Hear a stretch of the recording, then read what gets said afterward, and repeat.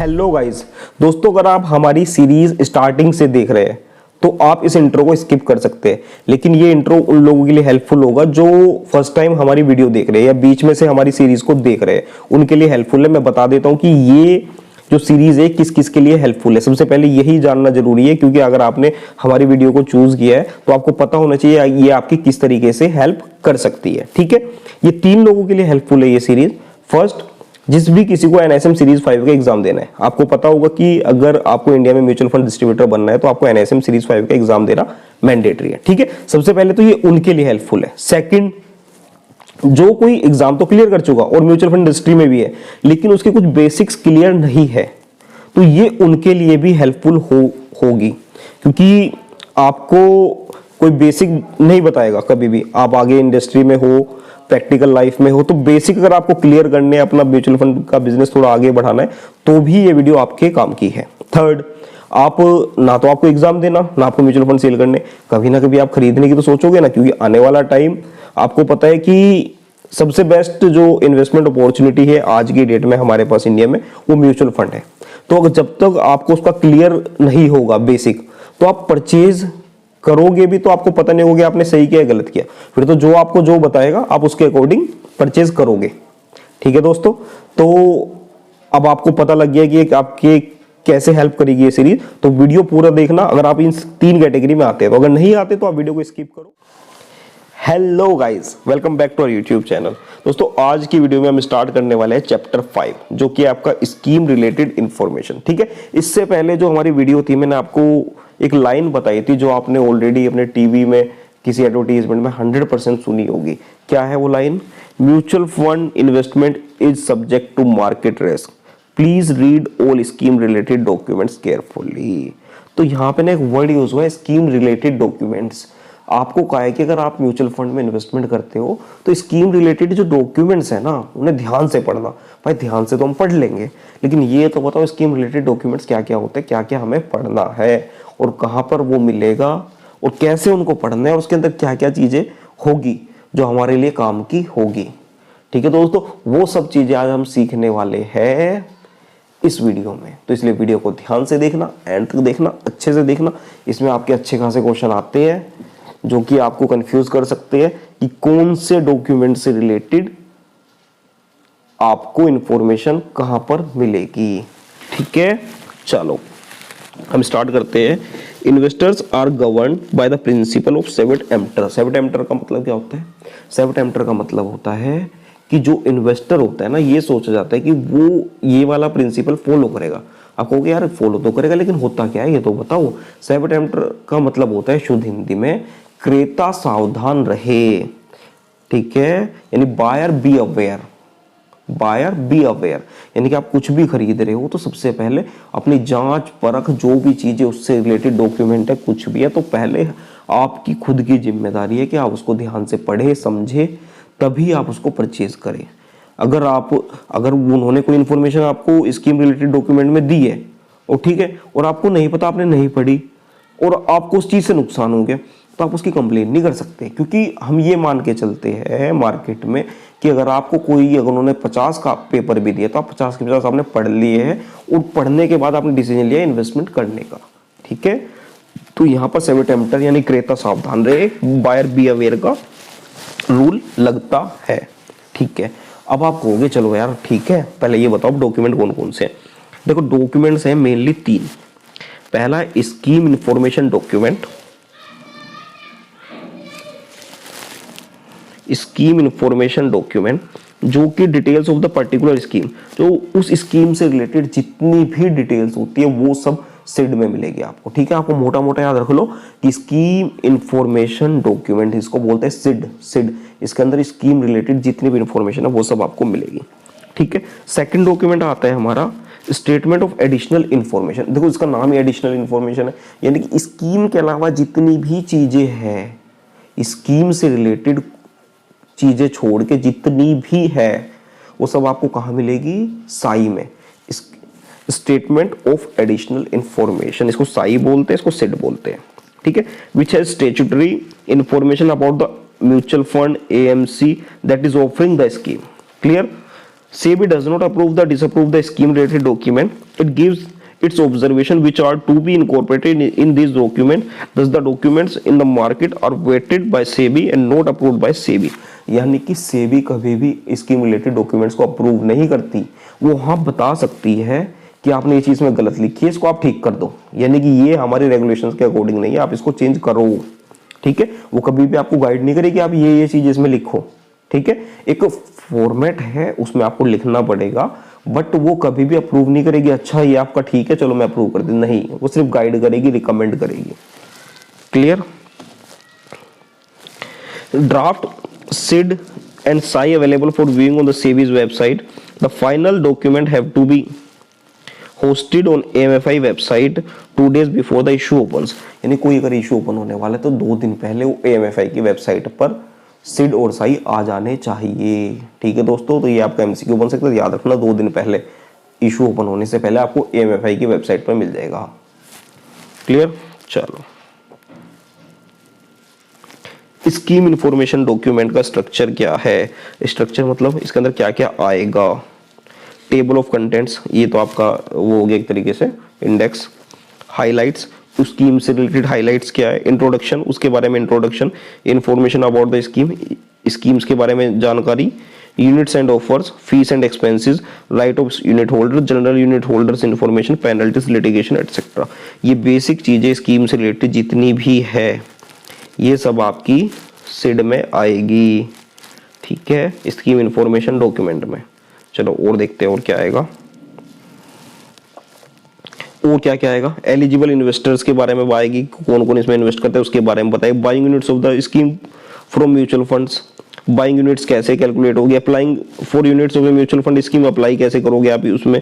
Transaction purchase and repurchase price कैसे calculate होगा। ये सब चीजें ये इनके सेक्शन शेड्यूल बने हुए उसके अंदर लिखना मैंडेटरी है। यानी ये सब चीजें आप इसके अंदर पढ़ोगे तो आपको क्लियर हो जाएगा कि देखो लिखा हुआ ना place found, section 3 sub section A B, ये सब आपके उसमें आएंगे। ठीक है दोस्तों,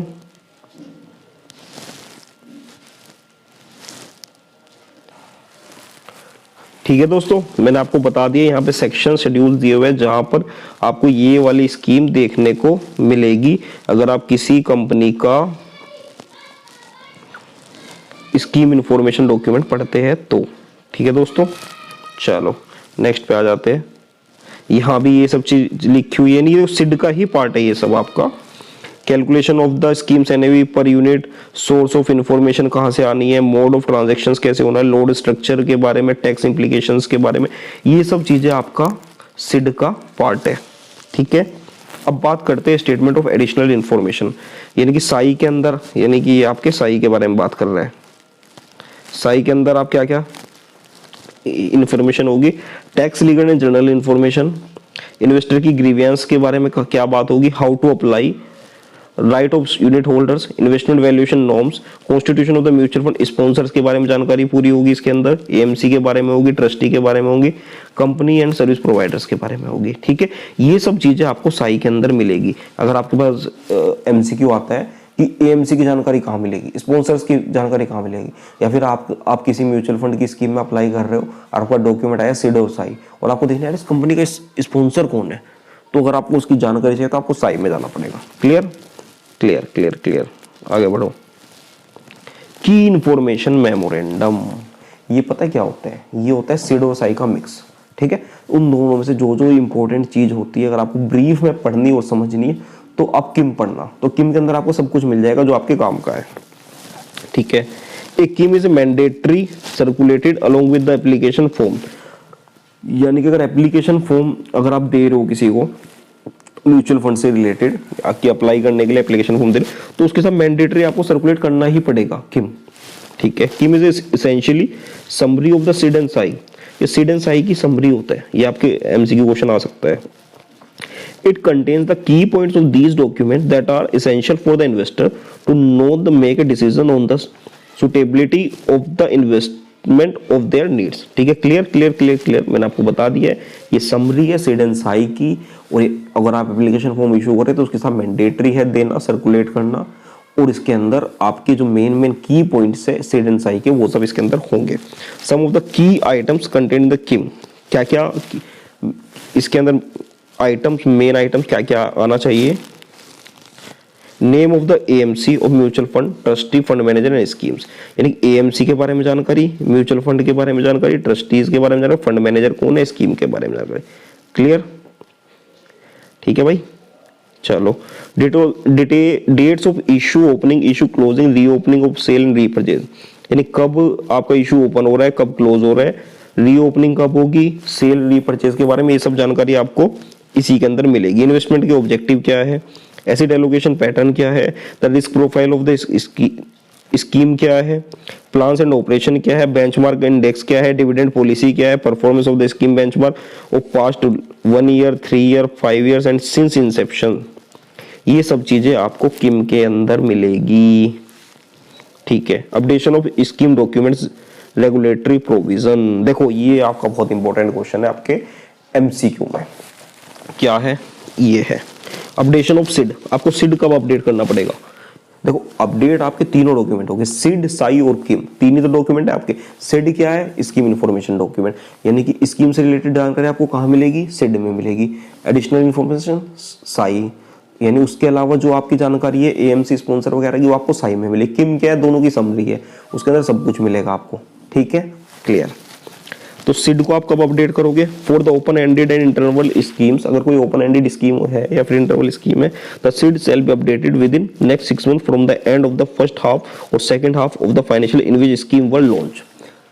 ठीक है, अगर ये फर्स्ट हाफ का कोई स्कीम लॉन्च हुई है आपकी किसी फाइनेंशियल, दिसंबर में लॉन्च हुई है, उसका फर्स्ट हाफ कब खत्म हो रहा है, ये जनवरी में लॉन्च हुआ है, फर्स्ट हाफ कब खत्म हो रहा है, जून में, तो उसके 6 महीने के अंदर अंदर आपको सिड अपडेट करना पड़ेगा। Clear, clear. फर्स्ट हाफ कब खत्म हो रहा है जनवरी वाले का, जून में। ठीक है, तो जून में जब खत्म हो रहा है फर्स्ट हाफ, तो आपको उसके नेक्स्ट 6 महीने के अंदर अंदर अपना सिड अपडेट करना पड़ेगा। ठीक है,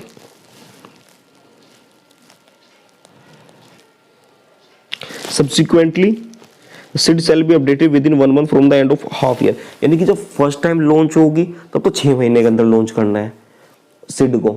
ठीक है, अगर स्कीम पुरानी हो चुकी है, यानी कि जब फर्स्ट में जनवरी में लॉन्च हुई तो फर्स्ट हाफ कब खत्म हो रहा है, जून में, तो उसके 6 महीने के अंदर आपके पास टाइम है दिसंबर तक अपडेट करने का। ठीक है, उसके बाद में हर 6 महीने, मतलब हर हाफ ईयरली में 1 महीने के अंदर अंदर, यानी कि अगर स्कीम पुरानी है, ठीक है, तो फर्स्ट हाफ कब खत्म हो रहा है, जून में, तो जुलाई 31 तक आपको सिड अपडेट करना ही पड़ेगा विद इन 1 मंथ।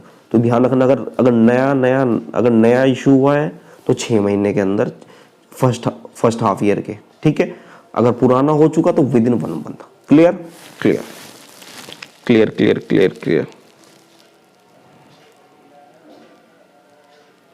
ठीक है, और यहां पर बात हो रही है आपकी फाइनेंशियल ईयर, वेट मेरी कॉल आ गई दोस्तों, अभी 1 मिनट रुको, मैं भी करता हूँ, अभी करता हूँ आगे कंटिन्यू, एक कॉल आ रही है उसको करके। हेलो, हाँ जी दोस्तों, कहाँ पहुँच गए थे हम, मैंने आपको ये बता दिया था अपडेशन ऑफ सिड। ठीक है, कि अगर आपकी न्यू स्कीम लॉन्च हुई है तो उसके फर्स्ट हाफ खत्म होने के 6 महीने के अंदर आपको अपडेट करना पड़ेगा सिड। अगर पुरानी स्कीम है तो फर्स्ट हाफ खत्म होने के, मतलब हाफ ईयरली खत्म होने के बाद उसके 1 महीने के अंदर आपको अपडेट करना पड़ेगा। चलो, updation of SAI, regular update has to be done by the end of the 3 months of every financial year, यानी कि सिड तो होगा हर 6 मंथ्स में चेंज। ठीक है, उसके 1 मंथ के अंदर, अगर न्यू नहीं है तो, अगर न्यू है तो 6 मंथ के 6 मंथ में। ठीक है, और साई हर साल अपडेट होगा with in 3 months of every financial year. Clear, clear, clear. चलो, साई का पता, और ये आपके एमसीक्यू में पक्का पूछा जाएगा, ध्यान रखना, 200% पूछा जाएगा, और घुमा घुमा के पूछेगा कि न्यू स्कीम लॉन्च हुई है, उसका सिड कब अपडेट करेंगे। तो आप कंफ्यूज मत होना कि न्यू हुई है तो हाफ ईयरली तो होगा ही होगा, वो 6 महीने के अंदर होगा, पुरानी है तो 1 महीने के अंदर होगा। ठीक है, साई कब होगा, फाइनेंशियल ईयर में होता है विद इन 3 मंथ्स। क्लियर, याद रखना, रट लो, समझ लो, सोच लो, जो मर्जी कर लो। ठीक है, किम कब होता है, update shall be made with in 1 month from the end of the respective half year. देखो देखो देखो देखो देखो, ये भी 6 मंथ में होता है विद इन 1 मंथ, यानी कि किम और सिड एक मान लो अगर पुराना है तो। ठीक है, ठीक है, और आपका साई होगा every financial year. Clear clear clear. आगे चलो, नॉन मैंडेटरी डिस्क्लोजर्स, ये वाले डिस्क्लोजर्स मैंडेटरी नहीं है। एक तो फंड फैक्ट शीट जो कि फंड्स के बारे में बताएगा कि कितना आपने परचेज की थी म्यूचुअल फंड से रिलेटेड, जो सिक्योरिटीज है कितनी सेल की थी, सब की जानकारी जो मिलता है वो फंड फैक्ट शीट से मिलती है। ठीक है, यूज किसके यूज की होती है? इन्वेस्टर की होती है, फंड डिस्ट्रीब्यूटर के होते हैं, फंड रेटिंग एजेंसीज के काम की होती है ये चीजें, लेकिन मैंडेटरी नहीं है। ठीक है, चलो मैंडेटरी नहीं है तो इतना पढ़ने की नीड नहीं। सिर्फ ये क्वेश्चन आ सकते हैं कि नॉन मैंडेटरी क्या है इसके अंदर से, एक एमसीक्यू दे देंगे तो आप सुनोगे फंड फैक्ट शीट। ठीक है, addendum, while the SID SI and KIM need to be updated periodically, the interim changes are updated through the issuance of such addendum। ठीक है, अगर कोई भी सिड साई और किम में बीच में, देखो जो वो है वो तो मैंडेटरी है कि आपको 6 महीने में करना है या साल भर में करना है। ठीक है, वो तो मैंडेटरी है। अगर बीच में कुछ भी आपको चेंज करना है ना तो आप एडेंडम के थ्रू चेंज ला सकते हो उन डॉक्यूमेंट्स के अंदर। क्लियर क्लियर क्लियर, एडेंडम पे ध्यान रखना। अदर मैंडेटरी इंफॉर्मेशन या disclosure, current value once unit balance in the investor account ex current account, ये सब चीजें मैंडेटरी है। Current account value once investment, financial result, daily NAV आपको देना मैंडेटरी है, स्कीम वाइज डैशबोर्ड देना मैंडेटरी है, portfolio disclosure, riskometer, annual report related, ये सब चीजें मैंडेटरी है आपको प्रोवाइड करना। यानी कि एनएवी भी डेली बेसिस पे आपके पास आनी चाहिए कि आज फलानी स्कीम की जिसमें हमने पैसा इन्वेस्ट किया है उसकी एनएवी कितनी हुई है, कितनी क्लोजिंग हुई है। ठीक है, ठीक है, क्लियर। अरे वाह, क्वेश्चन आपका चैप्टर खत्म, आपके एमसीक्यू आ गए। देखते हैं भैया आ रहे, आज तो 15 मिनट में ही आ गए। आजकल तो चैप्टर छोटा था ये वाला। ठीक है, please read the scheme related document carefully, which document does this line refer to. ये किस डॉक्यूमेंट के बारे में बात करती है, ये मैंने आपको बता दिया शुरू में ही। किसके बारे में बात करती है? सिड एंड साई के बारे में। सिड एंड साई यानी डी। ठीक है, which of the following statement is true with respect to scheme information document and SAI?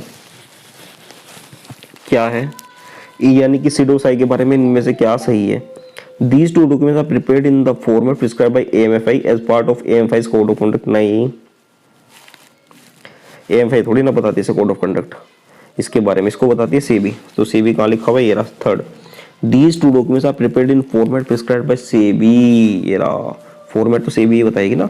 How often should the key information memorandum be updated? KIM कब अपडेट होगा? Half yearly within 1 month. कहाँ लिखा हुआ है?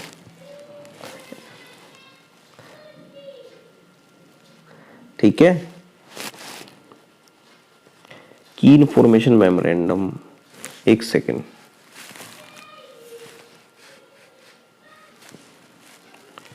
हाँ जी दोस्तों, ये आपका कहाँ तक हो गया था आपका क्वेश्चन? ये आपका थर्ड तक हम पहुंच गए थे। ठीक है, कि मैंने आपको बता ही दिया ऑलरेडी, ये हर 6 महीने में होता है विद इन 1 मंथ। ठीक है, आपका first complete, second complete, third complete.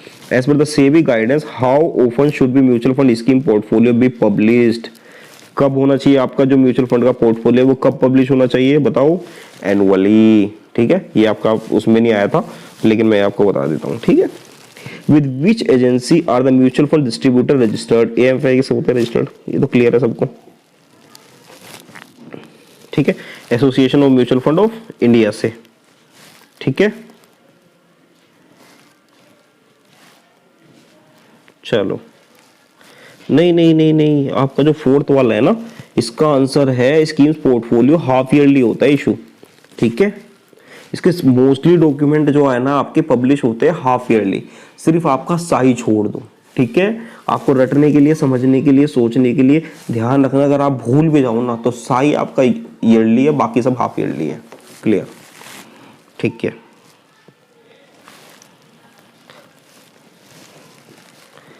The following need to be covered in key information memorandum. Key information memorandum में क्या आएगा आपका? रिस्क फैक्टर, ये आपका पार्ट है सिड का। Opening closing and earliest closing date of the offer, SID का part है। डिस्क्लेमर क्लोज, सिड का पार्ट है। Functions, responsibility of sponsor, trustee, AMC, custodian, ये आएगा इसमें आपके। ठीक है, चलो, along with the application it is mandatory to distribute किम देते हैं ना एप्लीकेशन फॉर्म के साथ में, मैंने आपको बताया था। चलो, key information memorandum is abridge version of offer document, abridge version of document तो है ही, प्लस सिड एंड साई का वो भी है ये summary. Clear. Which of the following content details information on the portfolio characteristics and operational features of a scheme. ठीक है, किसके अंदर आपका information portfolio characteristics and operational किसके अंदर आएगी? सिड के अंदर आएगी ना। ठीक है। विच of the following is synopsis of the offer, synopsis offer document क्या है? किम किम किम किम किम किम। ठीक है दोस्तों, आपका ये यहाँ पर चैप्टर कंप्लीट हो गया है। आई होप आपको अच्छे समझ में आया होगा। अगर नहीं समझ में आया तो मुझे कमेंट सेक्शन में पूछ सकते हो, मुझे व्हाट्सएप पर मैसेज कर सकते हो। चलो, all the very best, thank you so much, bye bye bye bye.